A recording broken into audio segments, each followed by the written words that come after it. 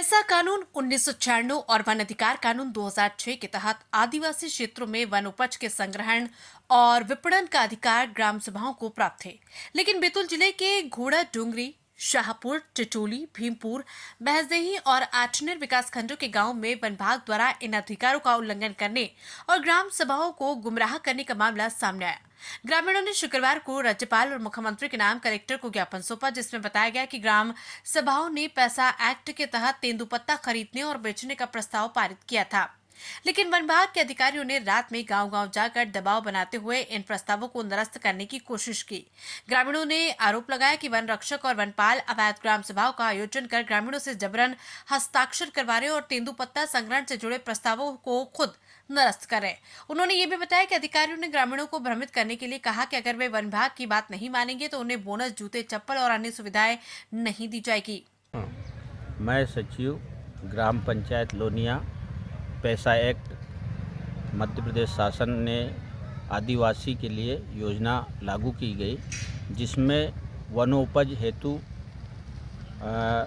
तेंदुपत्ता संग्रहण का कार्य ग्राम सभा द्वारा किया जाता है। मेरे यहाँ 3 ग्राम सभा है, जिसमें लोनिया, ब्राह्मणवाड़ा, राजेगांव, खापा में विगत 2 वर्षों से तेंदुपत्ता संग्रहण का कार्य ग्राम सभा के माध्यम से करवा रहा हूँ। अभी हम लोगों ने पिछले वर्ष ग्राम सभा का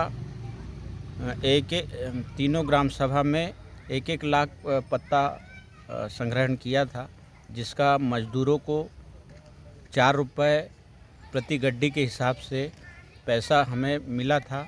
हम लोगों ने मजदूरों को उनके खाते में पैसा डाल दिया और जो बोनस राशि हमें 4 रुपये प्राप्त हुई, वह हमारे ग्राम सभा के खाते में आ चुकी है।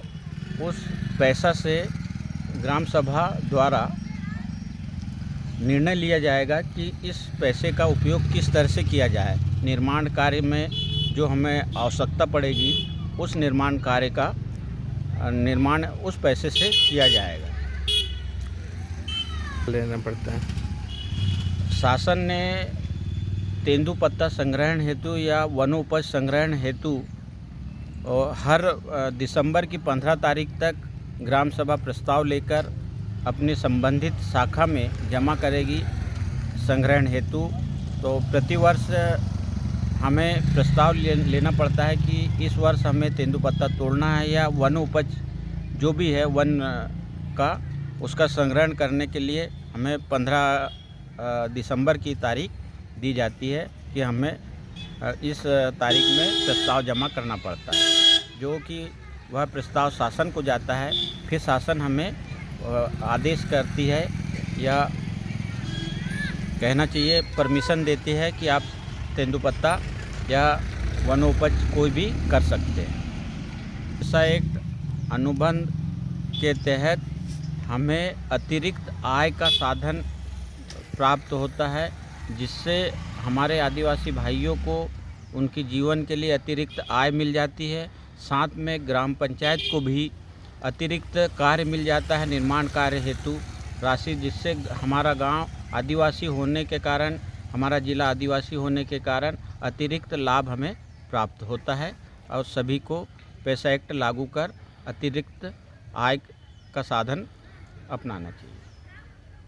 ग्राम पंचायत लोनिया के सचिव ने कहा कि मध्य प्रदेश शासन ने पैसा एक्ट आदिवासियों के अधिकारों को सुनिश्चित करने के लिए लागू किया था। तेंदुपत्ता संग्रहण का कार्य ग्राम सभा के माध्यम से किया जाता है। लोनिया, ब्राह्मणवाड़ा और राजेगांव, खापा ग्राम सभाओं में पिछले 2 वर्षों में तेंदुपत्ता संग्रहण हो रहा है। पिछले वर्ष इन ग्राम सभाओं ने 1-1 लाख गट्टी तेंदुपत्ते का संग्रहण किया था, जिसका मजदूरों को 4 रुपए प्रति गट्टी के हिसाब से भुगतान किया गया। मजदूरों के खातों में यह राशि जमा कराई गई। इसका 50% लाभ ग्राम सभा के खाते में आता है, जिसका उपयोग ग्राम सभा निर्माण कार्यों में करेगी। सचिव ने यह भी बताया कि तेंदुपत्ता संग्रहण हेतु 15 दिसंबर तक ग्राम सभा प्रस्ताव जमा करना आवश्यक होता है। इन प्रस्तावों को शासन से अनुमति मिलने के बाद ही संग्रहण कार्य किया जाता है। उन्होंने कहा कि आदिवासी जिलों में तेंदुपत्ता संग्रहण आदिवासी की आय का महत्वपूर्ण साधन है, जिससे कि उनकी आर्थिक स्थिति में सुधार होता है। ग्रामीणों ने मांग की है कि वन विभाग के अधिकारियों द्वारा किए जा रहे इन अवैध कार्यों को तुरंत रोका जाए और तेंदुपत्ता संग्रहण के अधिकारों की रक्षा की जाए। अगर कार्रवाई नहीं हुई तो ग्राम सभा विरोध प्रदर्शन करने को मजबूर होगी।